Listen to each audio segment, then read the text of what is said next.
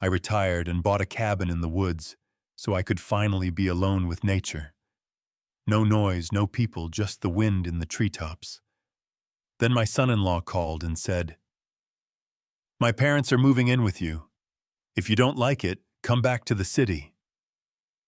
I didn't say anything, but I left a surprise that would turn their lives upside down. Before we continue, please subscribe to the channel and write in the comments what time it is where you are now. The keys felt heavier than they should have. I stood in Sarah Jones's real estate office in Rivertown, holding them while she stapled documents I'd already forgotten. Outside the window, March wind pushed tumbleweeds across the parking lot. "Congratulations, Mr. Smith." Sarah smiled like she'd handed me the world. Maybe she had. "You're officially a property owner in Mountain County." The cashier's check, $175,000, had left my account that morning. 40 years of overtime shifts, skip vacations, pack lunches. 4 decades compressed into 6 figures, now converted into 800 square feet of timber and solitude 12 mi from civilization. "Thank you." I pocketed the keys and shook her hand. My fingers were steadier than I expected. The drive from her office took me west on Highway 21, then north onto roads that grew narrower with each turn. Pavement became gravel. Gravel became dirt. Cell service dropped from 4 bars to 2, then 1. I stopped at a general store and bought coffee, bread, eggs, butter. The clerk asked if I was visiting. Living, I said. She nodded like I'd said something wise. The final 2 miles climbed through pine forest so thick the afternoon sun barely penetrated. When the cabin appeared in its clearing, I pulled over and cut the engine. Elk. 4 of them grazed 50 yards beyond the porch. They raised their heads, studied my truck, then resumed eating. One flicked an ear at a fly. I sat there for 5 minutes watching them. No honking, no sirens, no voices bleeding through apartment walls.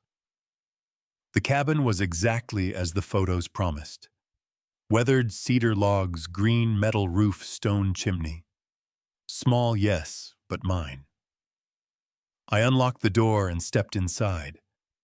The air smelled like pine sap and old wood smoke. One main room with a kitchenette.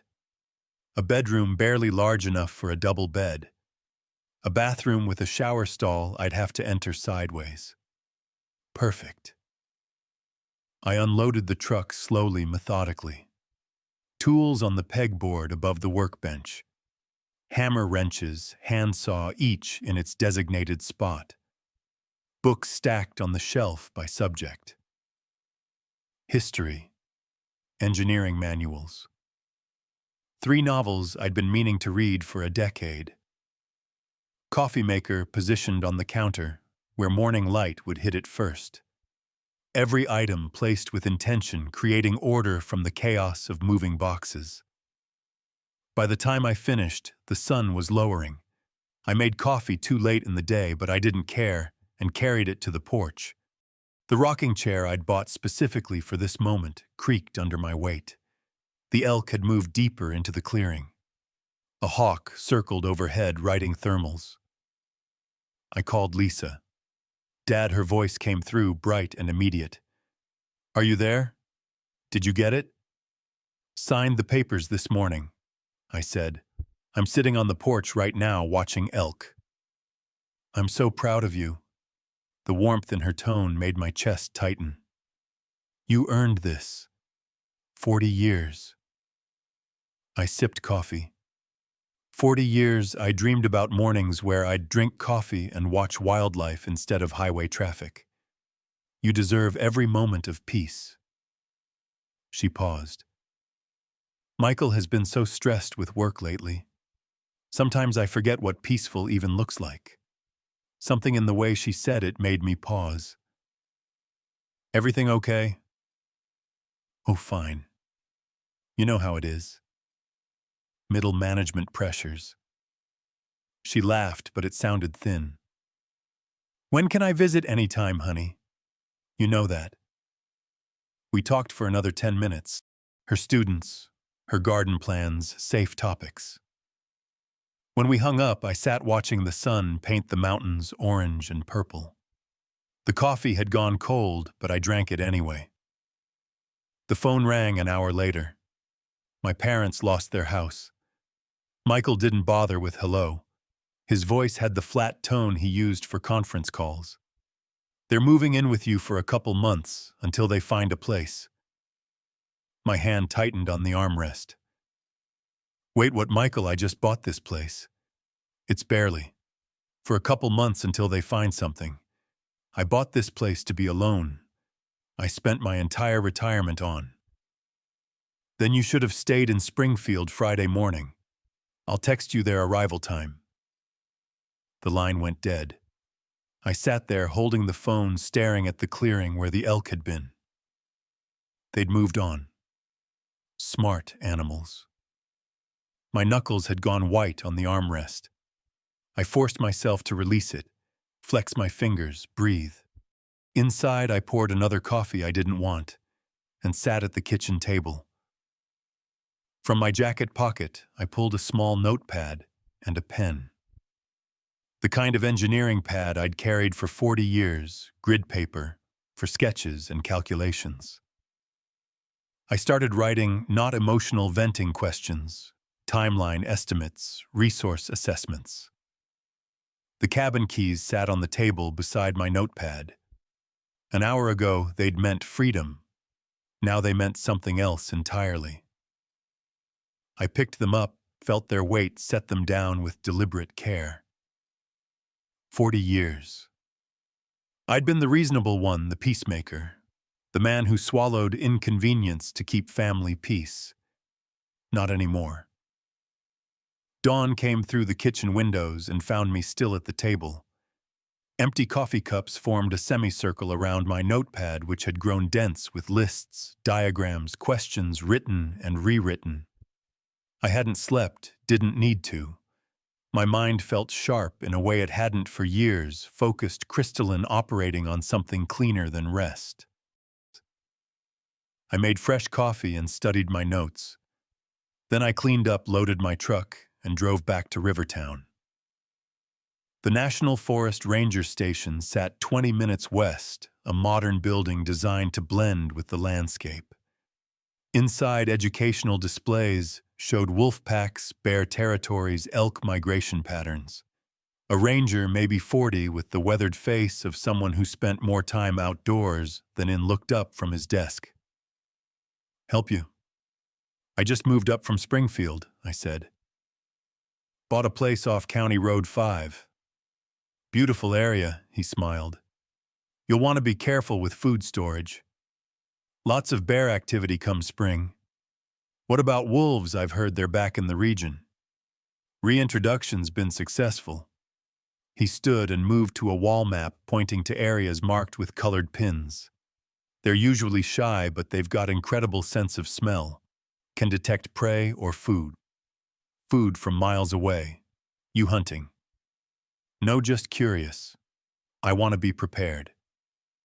Smart. He handed me a pamphlet. Keep your property clean. Don't leave attractants out unless you want visitors. I took careful notes in my field notebook. Wind direction, packed territories, seasonal behavior patterns.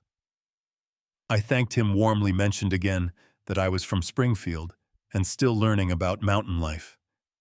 Every word calibrated to sound naive, concerned exactly what he'd expect from a nervous newcomer.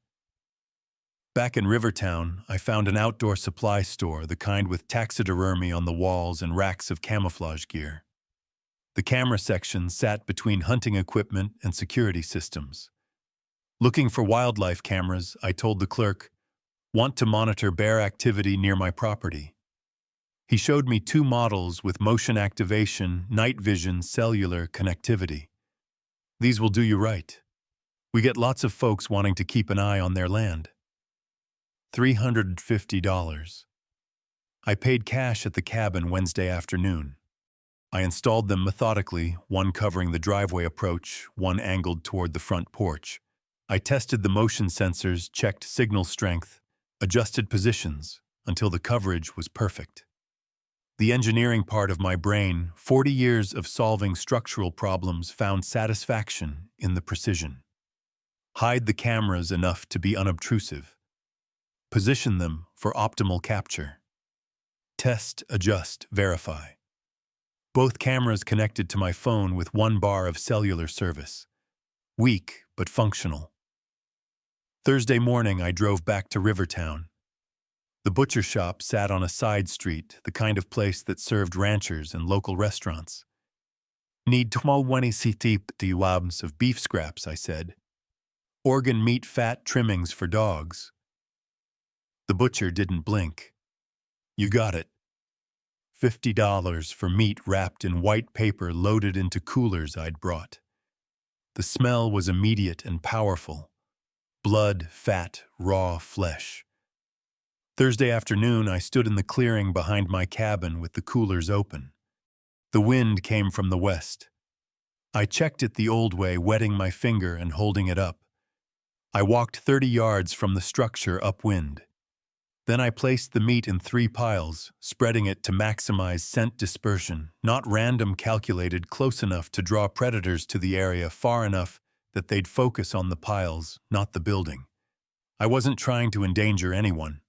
I was trying to educate them.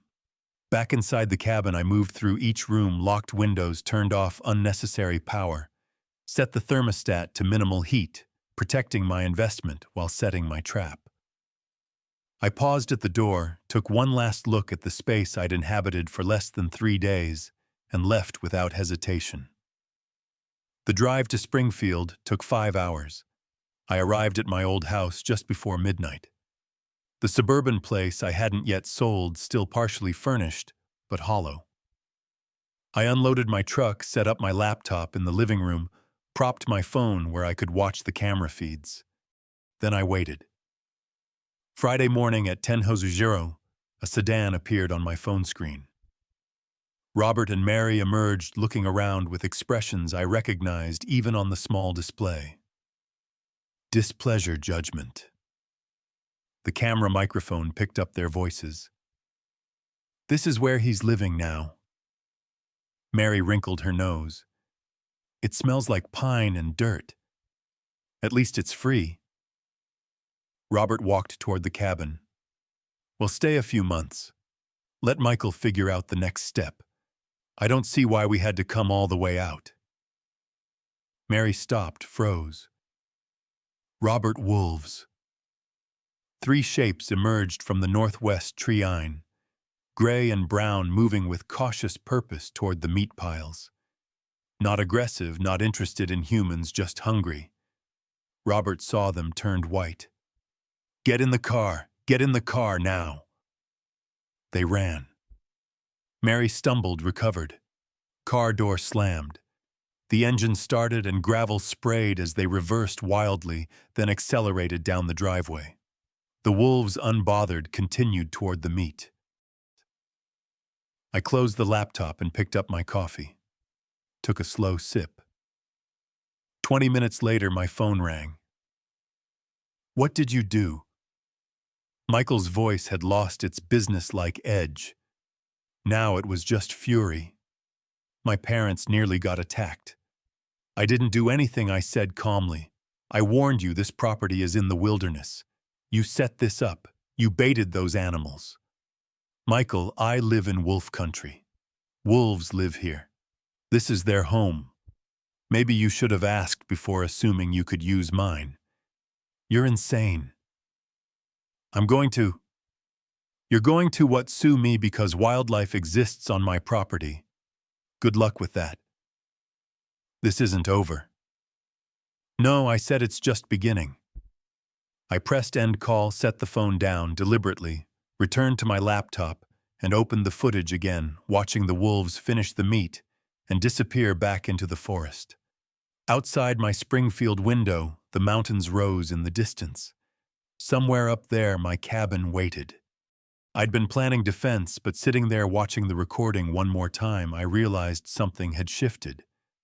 This wasn't about defense anymore. 2 weeks passed before Michael made his next move. I spent those days settling into the routine I'd imagined. Coffee on the porch at dawn, watching elk drift through the clearing, reading books I'd postponed for decades. But the peace felt conditional now, like standing on ice that might crack. I checked my phone more than I wanted to, kept the camera feeds open on my laptop, listened for vehicles on the dirt road. Mid-April brought warmer afternoons and the first serious wildflowers. I was splitting firewood when my phone rang. "Lisa, Dad, please." Her voice broke on the second word. She was crying. Michael showed me the footage of the wolves. That could have been so much worse. I set down the axe and walked to the porch. "Lisa, honey, wolves live in these mountains. I didn't create that situation. I warned Michael this wasn't appropriate housing for his parents. But you knew they were coming. You could have done something to make it safer." The script was obvious. Every phrase sounded rehearsed, coached. My daughter turned into his messenger. "I bought this property for solitude," I said, keeping my voice level. "No one asked if I was willing to host guests. But I'm willing to meet with Robert and Mary to discuss options." "You are," hope flooded her tone. "Really, I'll meet them in town. Neutral ground. We'll talk." After we hung up, I stood watching clouds move across the mountains.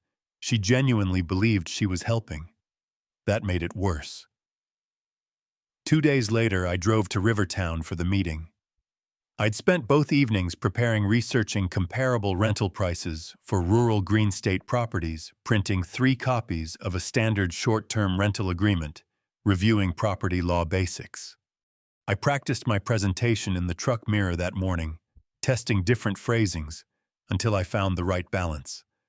Firm, but not hostile, clear, but not cold. The Bear Claw Cafe sat on Main Street, small and local wooden tables, landscape photographs on the walls, large windows facing the morning foot traffic. I arrived 15 minutes early and chose my position carefully. Table near the window, back to the wall, clear view of the entrance within range of the security camera I'd spotted above the register. I ordered black coffee and waited. Robert and Mary arrived exactly on time. Michael must have driven them, probably parked nearby, coaching them on what to say. They walked in without ordering anything, sat down across from me like I'd summoned them to court. "Hello, Robert.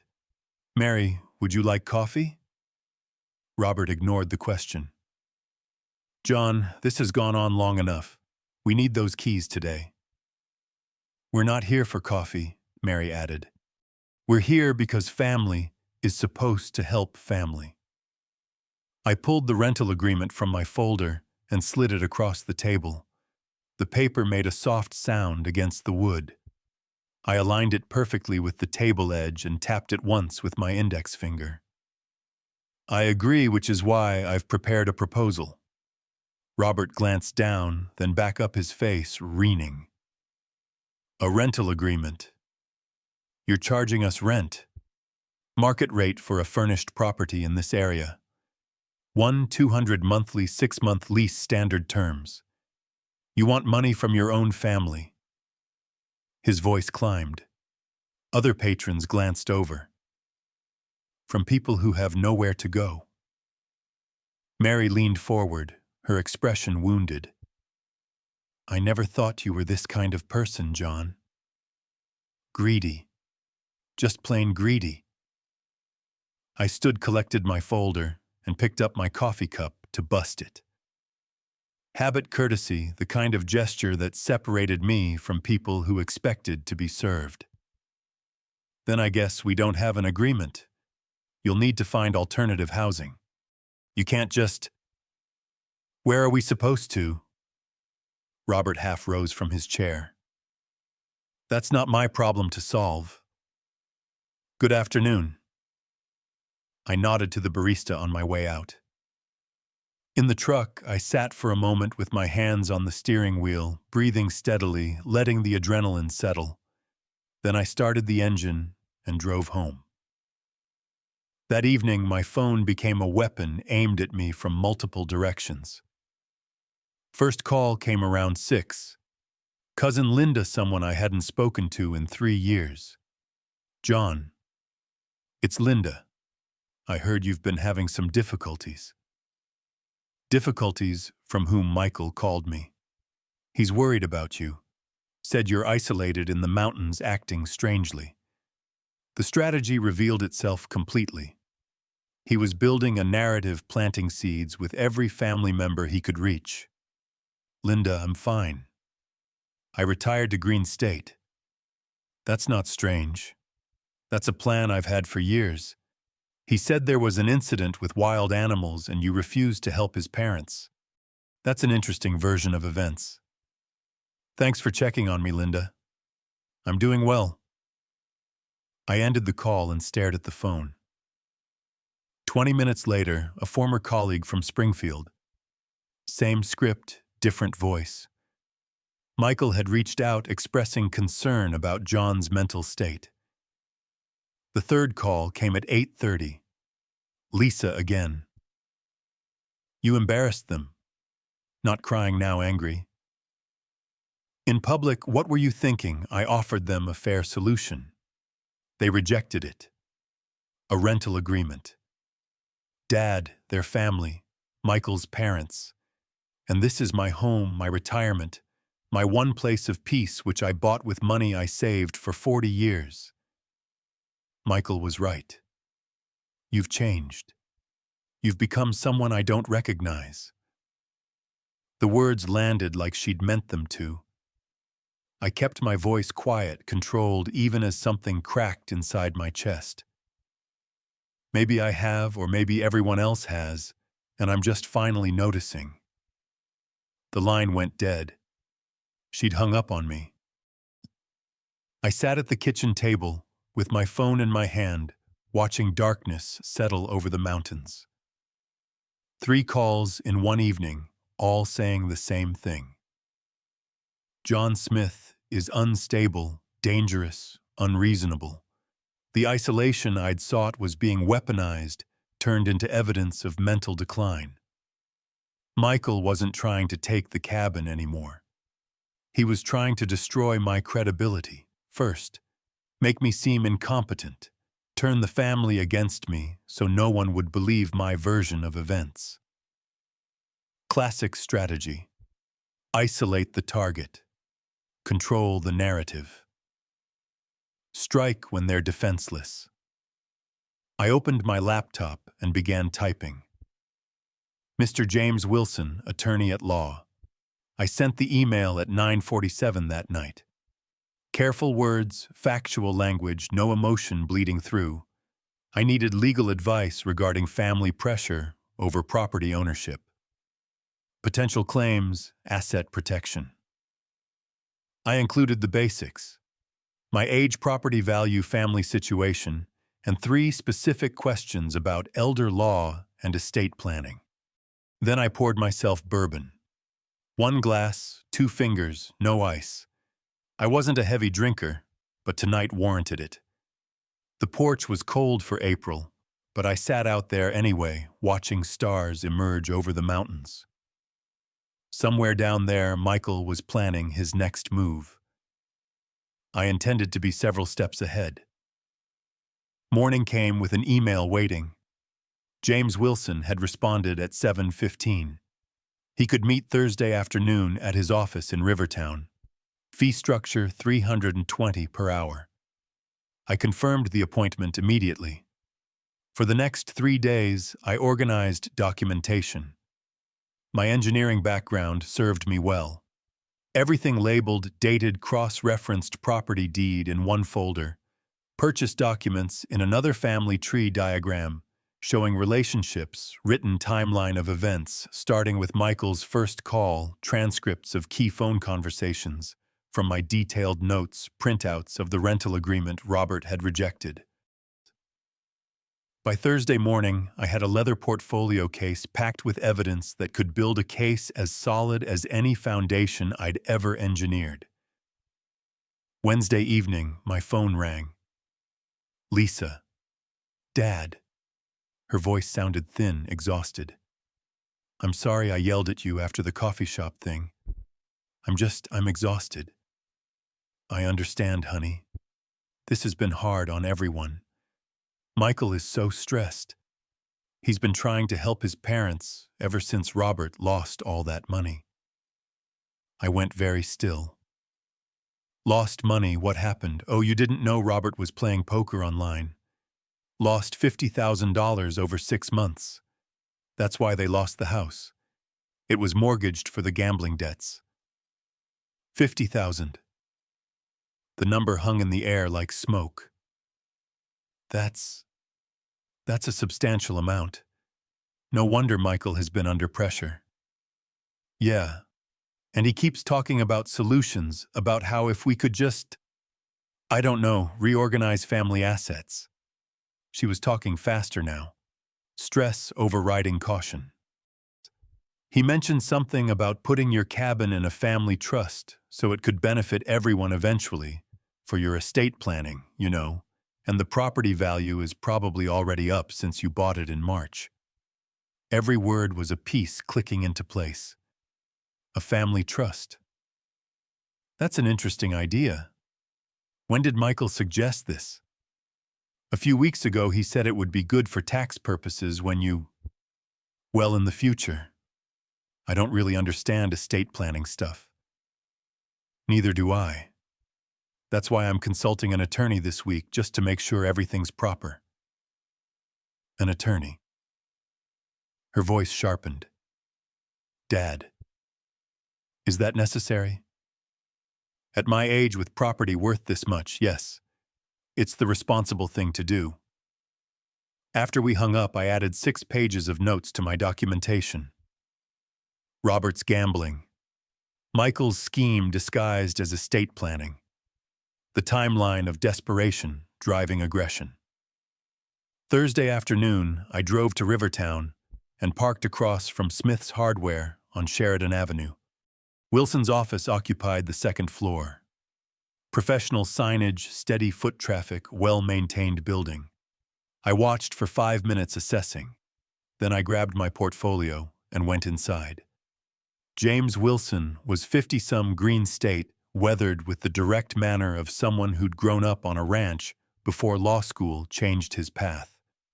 His office had wooden furniture, law books framed degree from State University, and a window overlooking Main Street. I presented my documentation in sequence: property papers, family diagram, timeline evidence. Each document handed across at the appropriate moment. Wilson took notes, asked clarifying questions. I had answers prepared. Mr. Smith, I have to say, this is the most organized intake I've seen in years. You've documented everything. 40 years in construction engineering. Documentation prevents disputes. In this case, it's going to protect you significantly. He leaned back, tapping his pen against the desk. Here's my assessment. Your son-in-law is attempting to establish grounds for claiming you're incompetent or need oversight. The smear campaign, the stories about dangerous behavior, these are preliminaries to a potential conservatorship claim. Conservatorship, taking away my legal rights. It's a tactic not always successful, but it can tie up your assets in court for months while they argue you can't manage your affairs.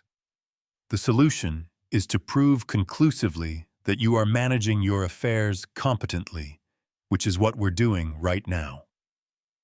What's the next step? Global living trust with an independent trustee.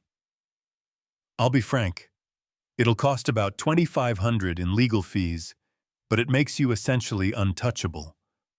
The trust owns the property, not you personally, so family pressure becomes legally meaningless. Do it. How soon can we have it ready? 2 weeks. I'll draft the documents. You'll review and sign. We'll record it properly. After that, your property is protected. The meeting lasted 90 minutes. When I left, the sun was lower, but I felt clearer than I had in weeks. Following Wilson's advice, I drove to the public library instead of going home. I chose a corner computer terminal, back to the wall habit, and accessed blue state property records, public databases I'd navigated before during my engineering career, building permits, property liens, easements. I entered Lisa and Michael's address and downloaded their mortgage history. The home equity line of credit hit me like cold water. $40,000, dated 8 months ago. Single signature authorization, Michael's name only. I printed the documents with hands that didn't shake but wanted to, added them to my folder. Drove back to the cabin in silence. That evening I called Wilson from the porch. "James, I found something. My daughter's house has a $40,000 HELOC that she didn't know about. Taken out by her husband." "Yes. 8 months ago. Blue State property records.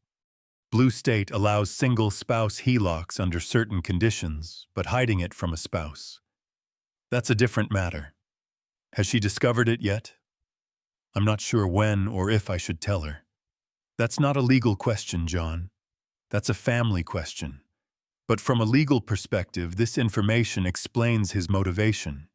He's likely using your cabin scheme to cover existing debts." After we hung up, I sat at my kitchen table and spread everything out. Attorney notes on the left, family communications in the center, financial discoveries on the right. Robert's $50,000 gambling debt led to Michael's $40,000 HELOC to cover part of it, which led to financial pressure, which led to the scheme to acquire my cabin and eventually liquidate it for cash.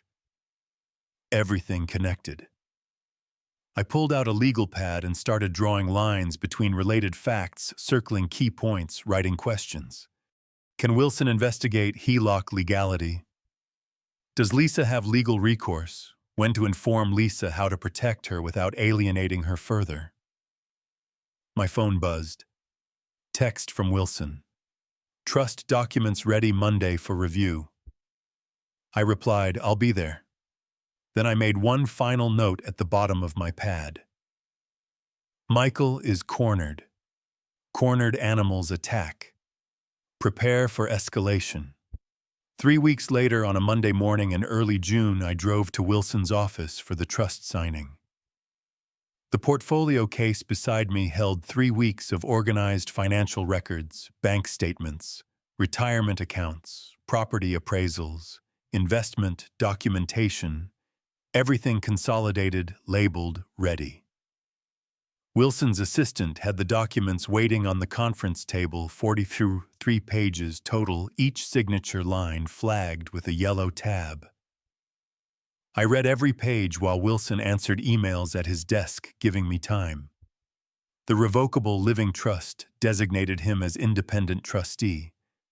Total assets, $290,000. The cabin, my retirement funds, everything I'd built in 40 years. The critical provision sat on page 17. Lisa inherits only if divorced from Michael, or if Michael signs a legal waiver of claims to the property. This provision here, Wilson said. Joining me at the table, the conditional inheritance for Lisa. You understand this might create family conflict. The conflict already exists. This just protects her from being exploited through my property.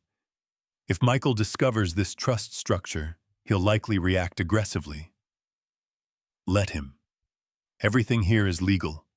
He has no grounds for challenge. Wilson's expression was knowing.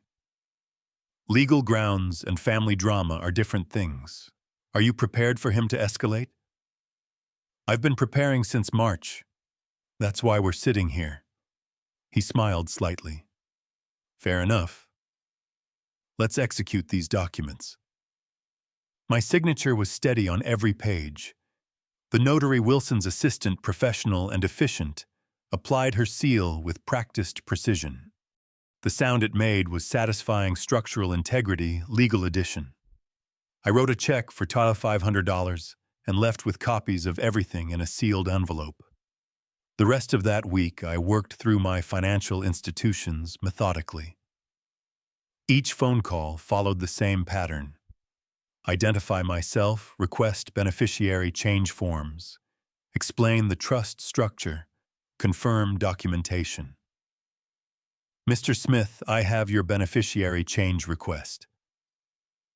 The retirement account administrator said, "You're removing your daughter as beneficiary." No, I'm designating my revocable living trust as primary beneficiary. My daughter inherits through the trust. May I ask why you're making this change? Asset protection and estate planning. I have concerns about third-party claims. Understood. We'll process this within 5 business days. I'd like email confirmation as well, please. Of course. Is there anything else? Yes. Note in my file that this change was made voluntarily with legal counsel. I'm documenting my competency for all financial decisions. A pause. That's unusual, but I'll add that notation. By Friday, every asset I owned was protected within the trust structure. I kept a checklist on my kitchen table marking each completed task with satisfaction. 2 weeks later, Lisa called. "Dad, Michael has been so weird lately." Her voice sounded thin, exhausted. "Asking about your finances, whether you've updated your will." I sat down my coffee carefully. I have done some estate planning. It's responsible at my age. I know, but he got really angry when I mentioned you set up a trust. He called it a betrayal. Why would your estate planning betray him? It's not his inheritance. My hand tightened on the phone. Lisa, did you tell him details about the trust I just mentioned? You set one up. I didn't think it was a secret. Is it? No, not a secret. Just private. What exactly did Michael say? He said, "You're cutting the family out and being manipulated by lawyers." Dad, what's going on? Why does he care so much? That's a very good question, honey. One you should probably ask him directly. After hanging up, I immediately called Wilson. Michael knows about the trust. His response was immediate. How soon can you get a medical evaluation? The next day, I was repairing the porch railing when Michael's car came fast up the driveway, spraying dirt and gravel. He jumped out, didn't close the door.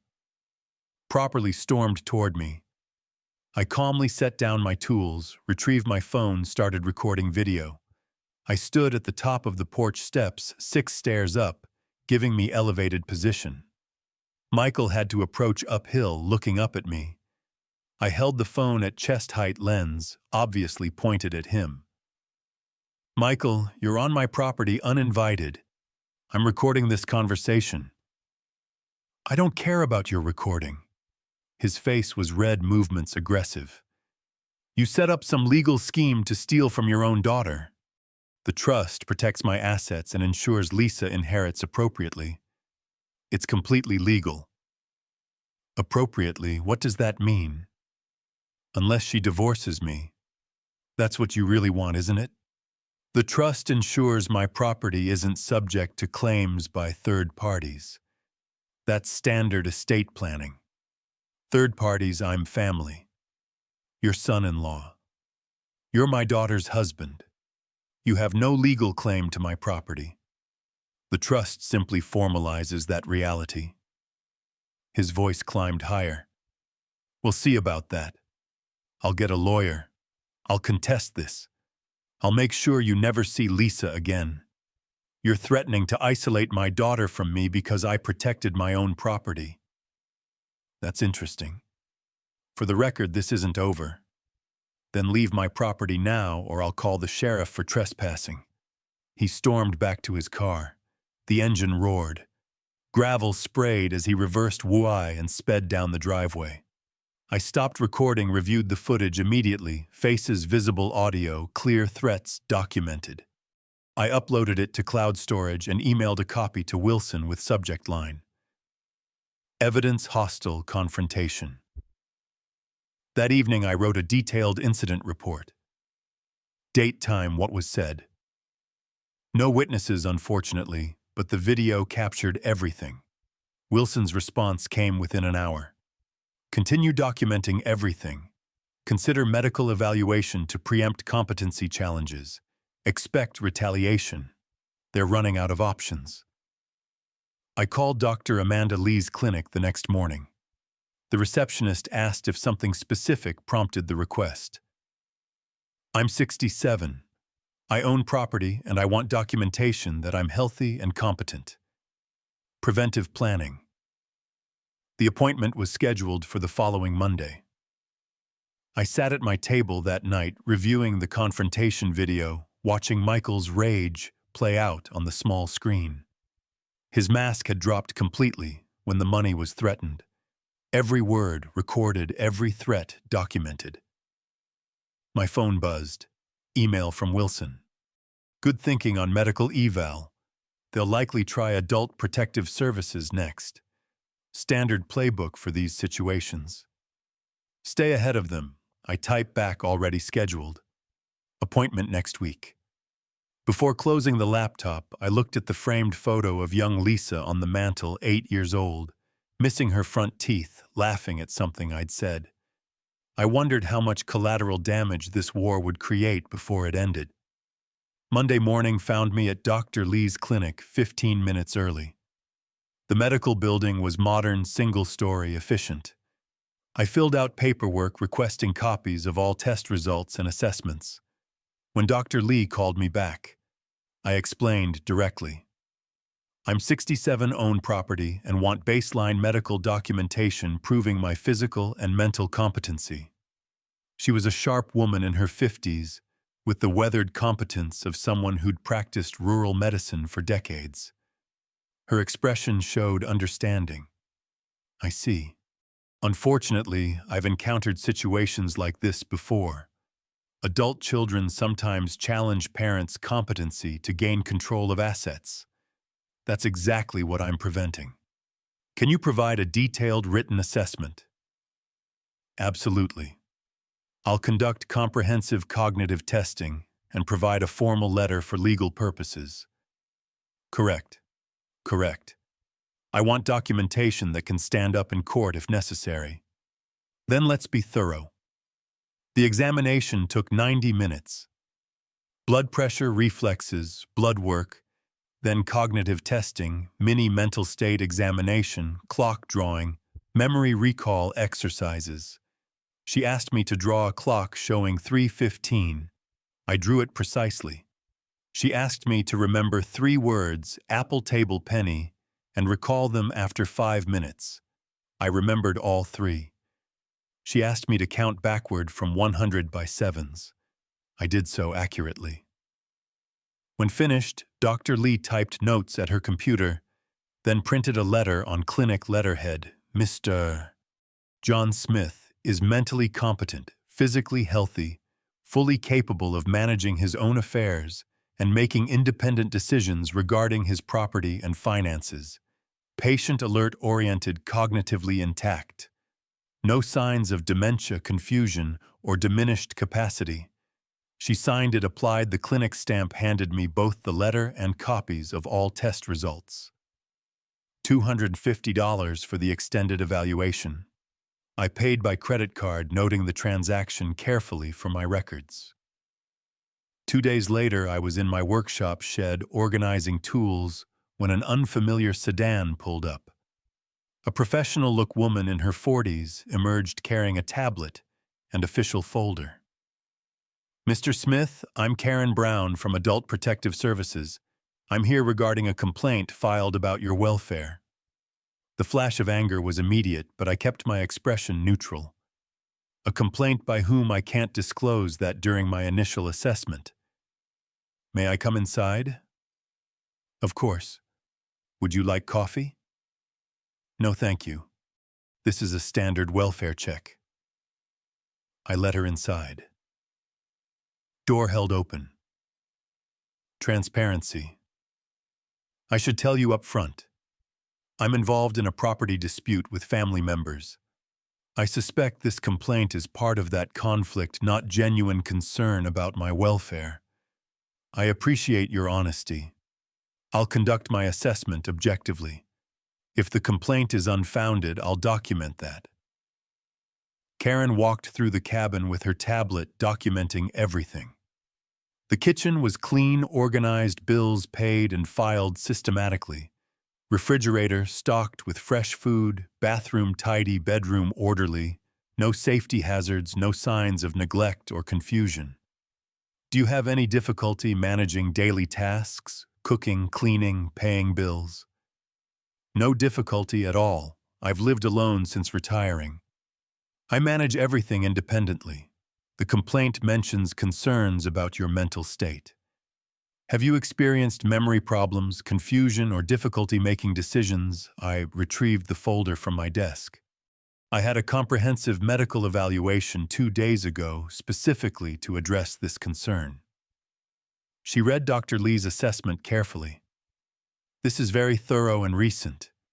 Most people in your situation don't have current medical documentation. I anticipated false allegations. I wanted evidence ready. That's quite strategic thinking, Mr. Smith. 40 years as an engineer. I believe in planning ahead. I also provided recent bank statements showing responsible financial management and copies of my trust documents proving sophisticated estate planning. Karen took extensive notes. Her professional demeanor remained neutral, but I recognized the pattern in her questions. She'd seen this before. Family exploitation, disguised as concern. 3 days later, Attorney Wilson obtained copies of the official complaint through legal channels. I read it at my kitchen table slowly, completely multiple times. Michael and Robert had signed as co-complainants. The allegations were specific and completely false. Claim John threatened family members with weapons. False. I've never owned firearms. Claim exhibits paranoid behavior, including security cameras everywhere. The cameras exist for legitimate property protection after actual threats. Claim refuses medical care. False. I just completed comprehensive evaluation. Claim struggles with basic tasks and makes irrational financial decisions. The trust was sophisticated planning, not irrational. Mary provided a supporting statement claiming I endangered them with wild animals. The wolf incident from March now twisted into evidence of incompetence. The complaint requested mandatory psychiatric evaluation and possible conservatorship proceedings. My jaw tightened as I read. My knuckles went white, gripping the pages. They weren't just attacking my property anymore. They were attacking my autonomy, my competency, my freedom. This was war. 10 days after Karen's visit, official notification arrived. Adult Protective Services case closed. Complaint determined unfounded. Karen's report stated clearly, subject is competent, living independently and safely. No evidence of exploitation, neglect, or diminished capacity. Recent medical evaluation confirms cognitive and physical health. Complaint appears motivated by family property dispute rather than genuine welfare concerns. No further action warranted. I created a new folder labeled APS False Complaint Evidence and filed everything systematically. The original complaint with false allegations, Karen's assessment report, case closure letter, my medical evaluation, photographs of my well-maintained cabin, my written rebuttal to each false claim with supporting evidence. The folder joined the growing collection on my shelf. I was building a comprehensive case file. My phone rang. Wilson John. I found something. Robert and Mary have been using your cabin address for something. Public records show mail being sent there in their names. This could be mail fraud or identity theft. We need to investigate immediately. I looked out the window at the mailbox by the road. I hadn't thought to check for mail addressed to people who don't live here. I'm heading there now. I grabbed my truck keys, wondering what else I was about to discover. I grabbed my keys and drove down the long driveway to the mailbox. Quarter-mile of dirt road dust rising behind the truck in the late afternoon heat. August in Green State made the air shimmer above the ground. The mailbox was standard aluminum on a weathered post surrounded by tall grass. I pulled on gloves before opening it. Didn't want my fingerprints on mail that wasn't mine. 3 envelopes, all addressed to Robert Harrison or Mary Harrison at my cabin address. State Department of Family Services, First Valley Credit Union, Social Security Administration. I photographed each envelope carefully with my phone front-back postmarks, visible dates clear. Then I placed them in a plastic evidence bag I'd brought specifically for this purpose and drove back to the cabin. Wilson answered on the first ring. "John, I found something significant. Robert and Mary have been using your address for official correspondence. For what purpose? Benefits fraud, possibly. They're receiving mail from state social services, and they've opened a bank account using your cabin address, but your camera footage proves they don't live there. That's a federal crime, isn't it? Mail fraud? Benefits fraud, potentially identity theft if they claim to have your permission. We're talking years in federal prison if prosecuted." I looked at the evidence bag on my kitchen table. "Then we report it. I'm not covering for criminals just because they're related to my son-in-law." "Understood. I'll prepare the evidence package and contact the U.S. Attorney's Office. John, this changes everything. Once federal charges are filed, their credibility is destroyed." "Good. Maybe they'll finally face consequences for their actions." The next week moved quickly. I compiled evidence with the same precision I'd brought to 40 years of engineering projects. Security camera footage showing Robert and Mary's single brief visit in May. Utility bills proving no additional occupants. The mail records my sworn statement that I never gave permission to use my address. Wilson forwarded everything to Assistant U.S. Attorney Thomas Reed in the Economic Crimes Division. Reed called me 3 days later. "Mr. Smith, Attorney Wilson provided compelling evidence of benefits fraud using your property address.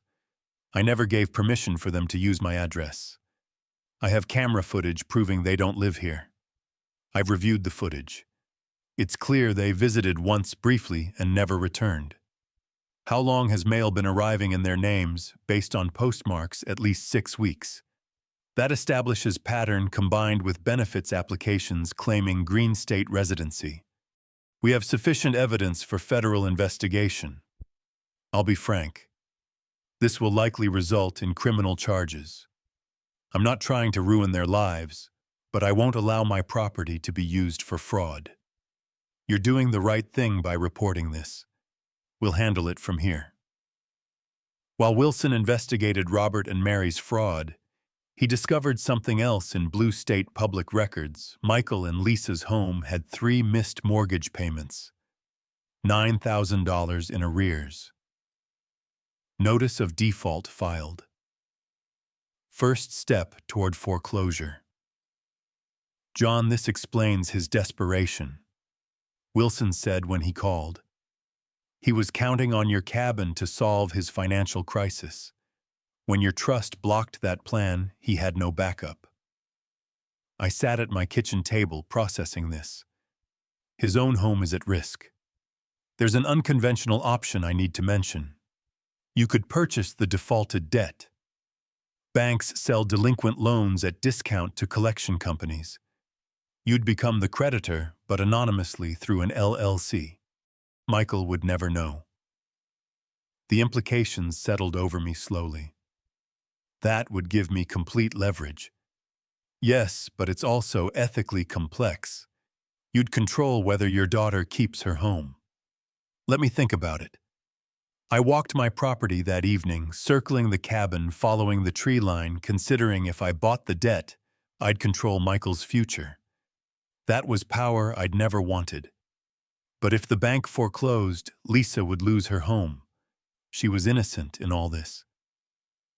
The next morning I called Wilson. Do it. Buy the debt. But Lisa can't know yet. Not until I can explain everything. The transaction took a week. $30,000 from my savings to an intermediary firm which purchased the debt and created Mountain Holdings LLC with me as beneficial owner. Michael received notification that his loan had been sold, but no information about the new creditor.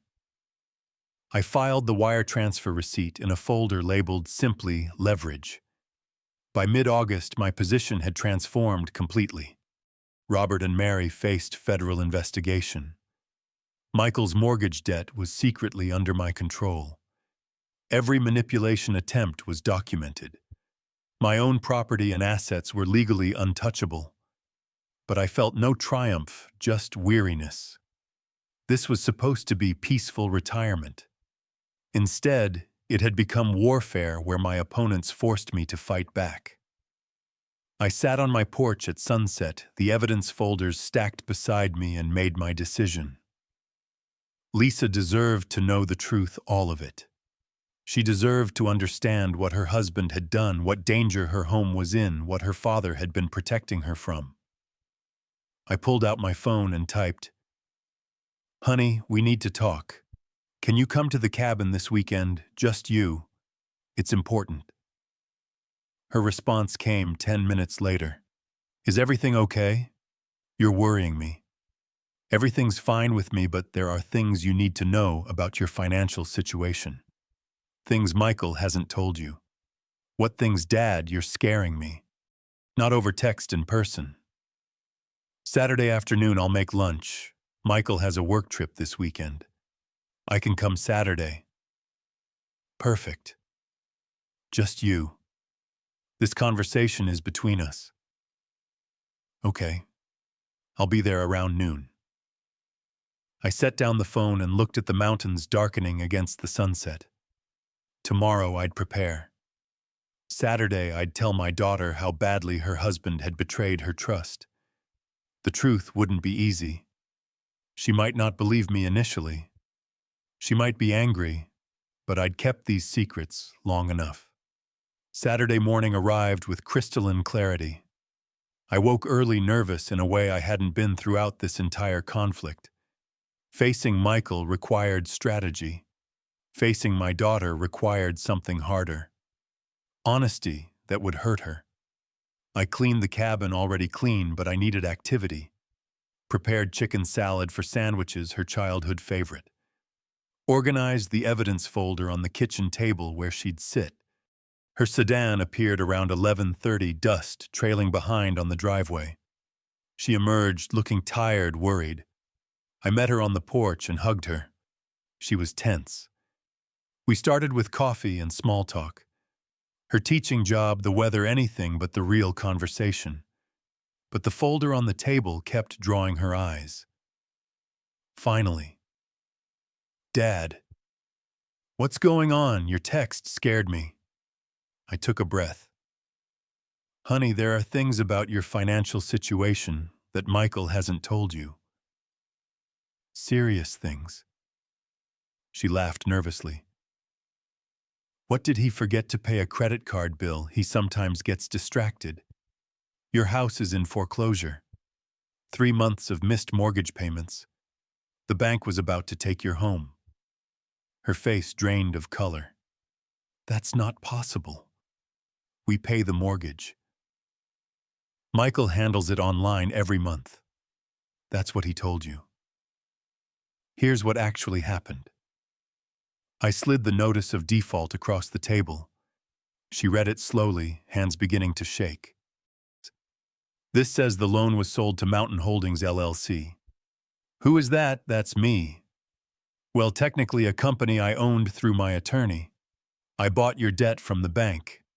You bought our mortgage." Shock transformed her expression. "Why would you? How can you even? What does that mean?" "It means instead of the bank foreclosing and you losing your home, I control the debt. You and Michael owe me now, not the bank. She stood abruptly, emotion rising. This is insane. Why didn't you just tell me the mortgage was behind? Would you have believed me, or would Michael have explained it away, needed leverage to protect you from what's coming next? I let that settle, then continued. There's more. 8 months ago, Michael took out a home equity line of credit for $40,000 against your house. That's not true. We'd both have to sign for that. I slid the HELOC documents across. In blue state, under certain circumstances, one spouse can secure a HELOC. Here's his signature. Where's yours? She examined the papers, hands shaking badly now. I never signed this. I've never even seen this paperwork. $40,000. Where did it go, best guess, covering some of Robert's gambling debts? Remember you told me Robert lost $50,000 in online poker? Michael was trying to fix his father's problem using our house as collateral without telling me. Yes. And when that wasn't enough, when my cabin scheme failed and he couldn't get more money, he simply stopped paying your mortgage. I suggested we eat. She initially refused. How can you think about food right now?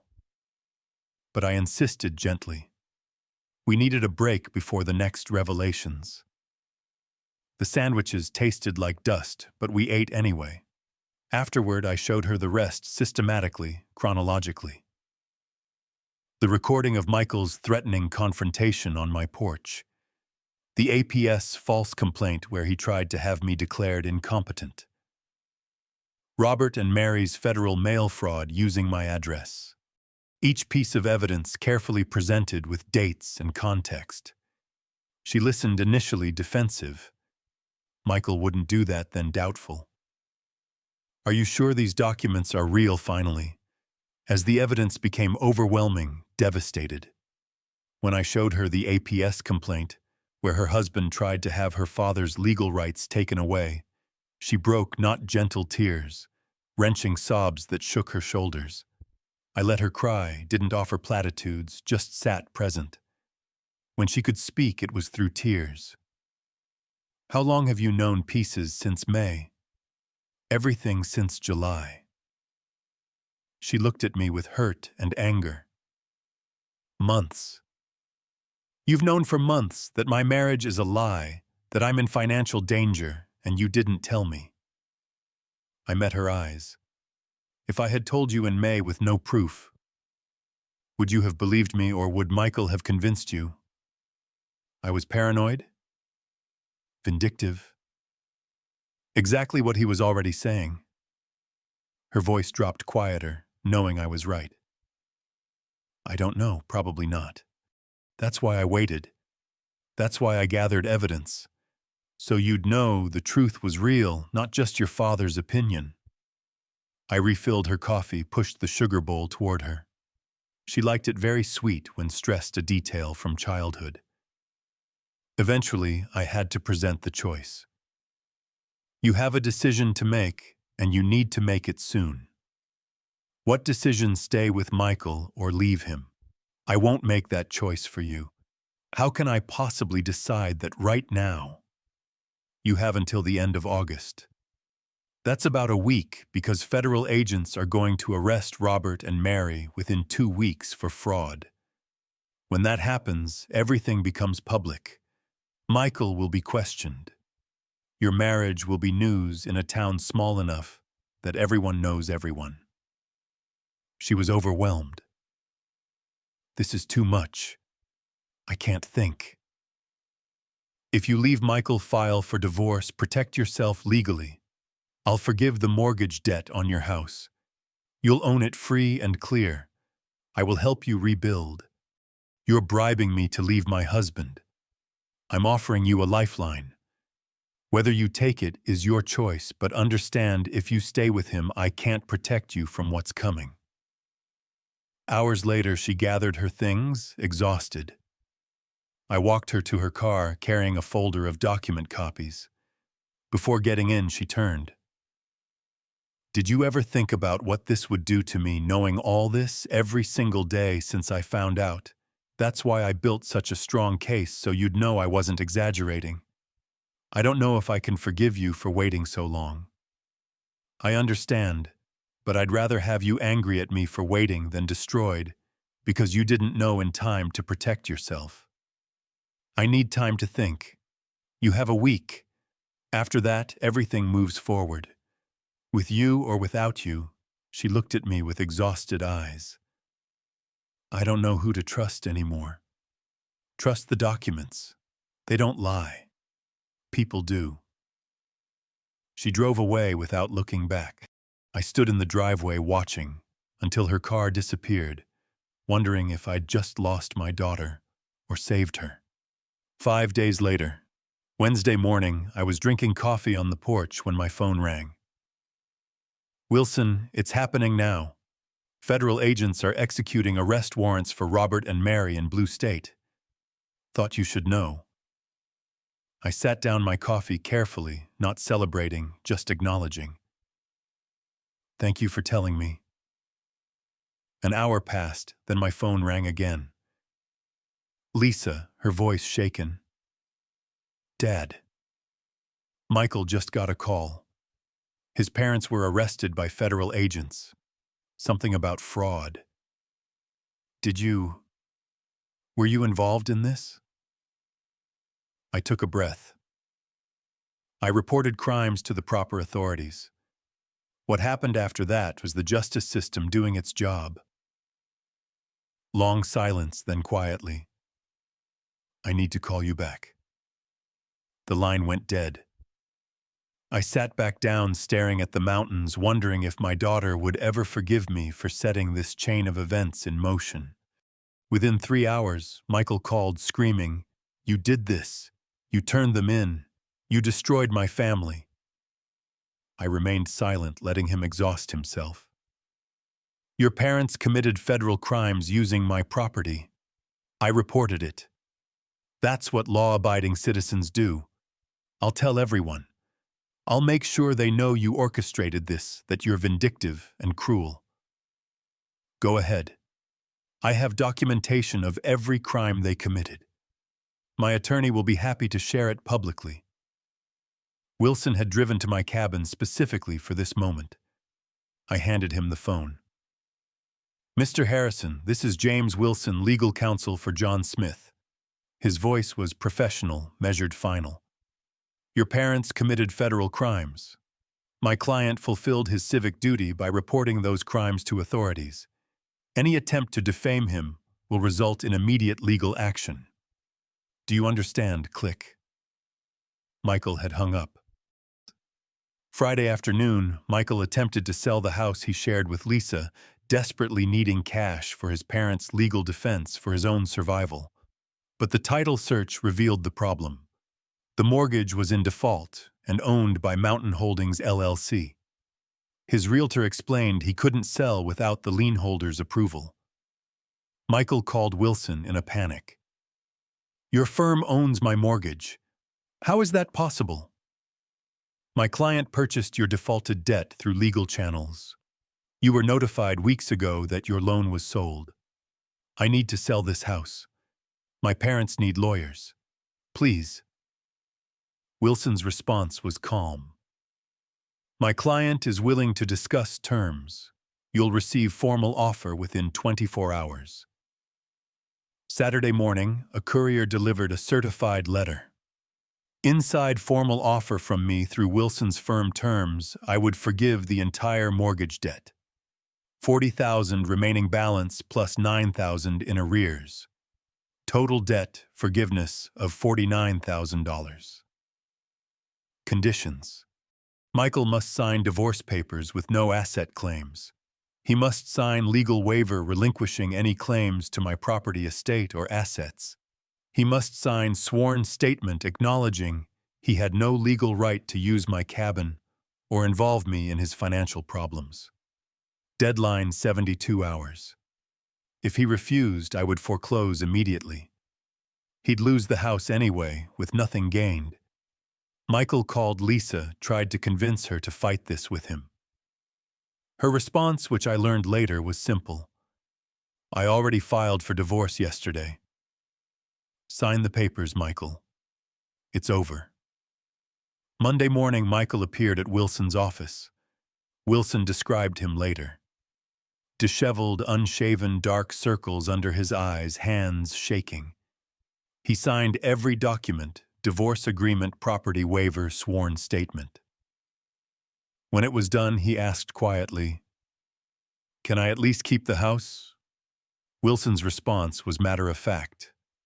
"Once the divorce is final, the house will be deed to Lisa, free and clear. You'll need to find other accommodation." Michael left without another word. That same afternoon, my phone rang. Lisa. Her voice was different, still hurt, still processing, but stronger. "Dad, I signed the divorce papers. I'm leaving him. I can't stay in that house. Too many memories. Can you help me find something near you? I want to start over."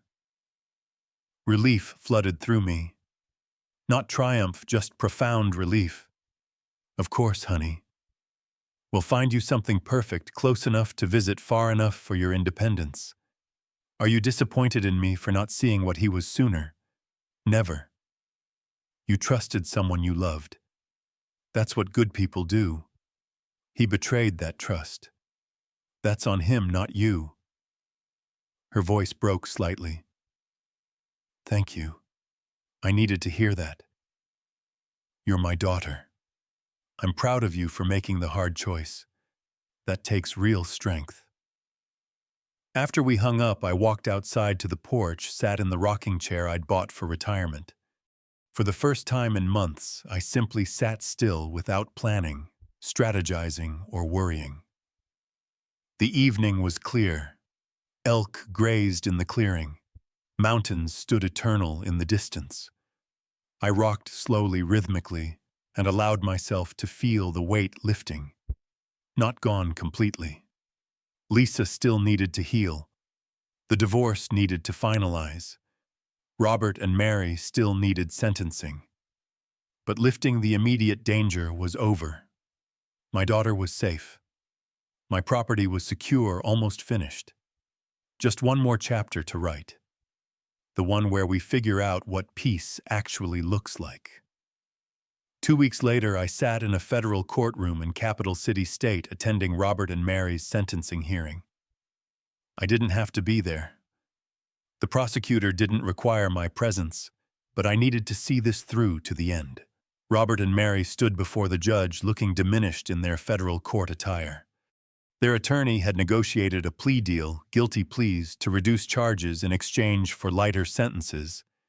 The judge reviewed their criminal history, none and their ages, then the evidence of their guilt, which was overwhelming.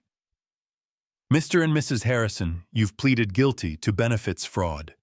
The court accepts your plea agreement." The judge's voice was firm.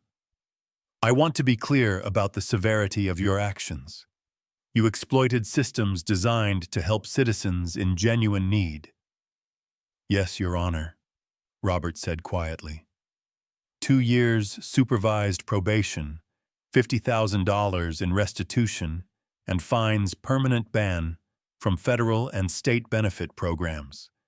You'll report monthly. Any violation results in immediate imprisonment.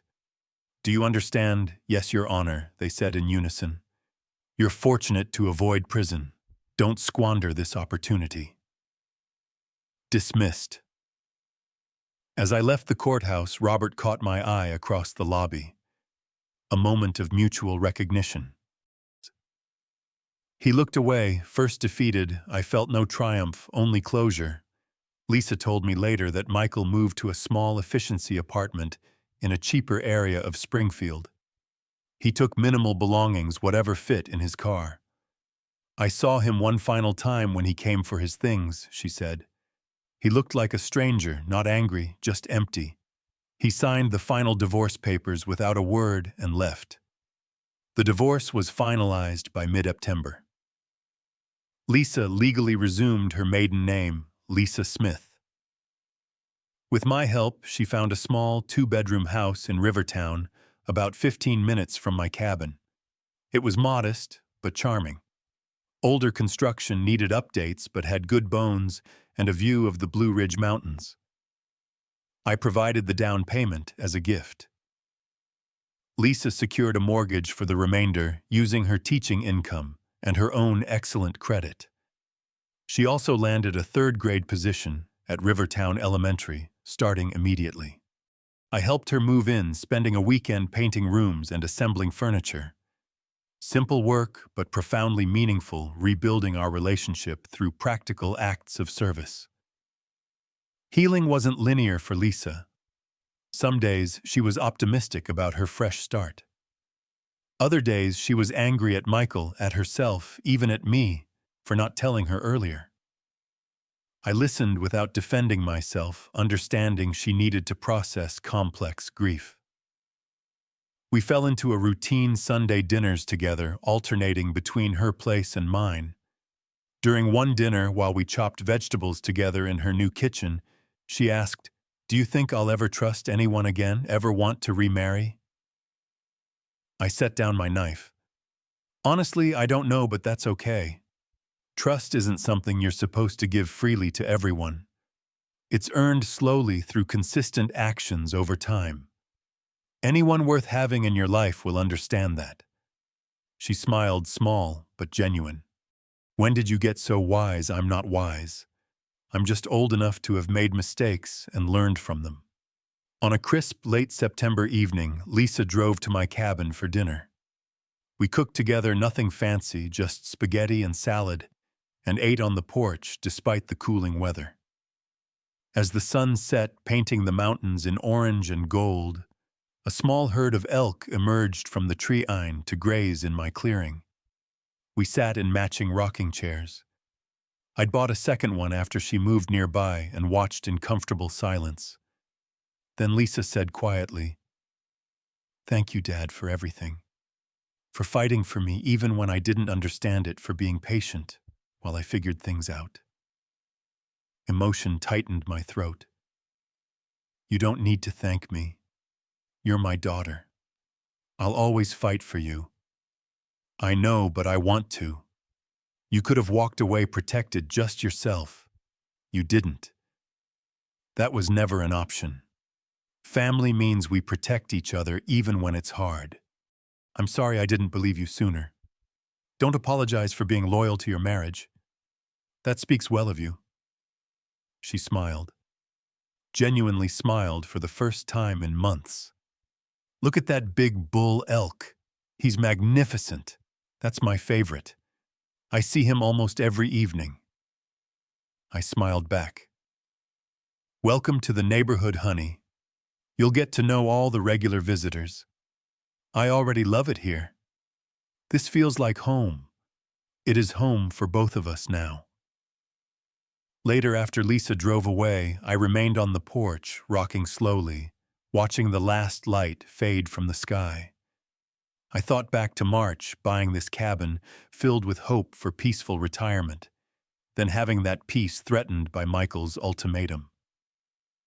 The journey from March to September felt like years, but I navigated it without losing myself, without becoming cruel, without abandoning my values.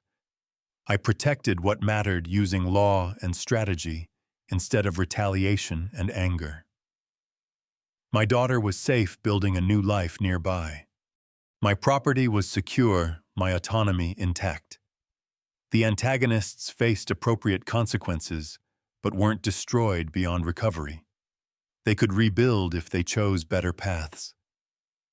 As stars appeared above the mountains, I allowed myself a small smile. This is what I'd wanted all along.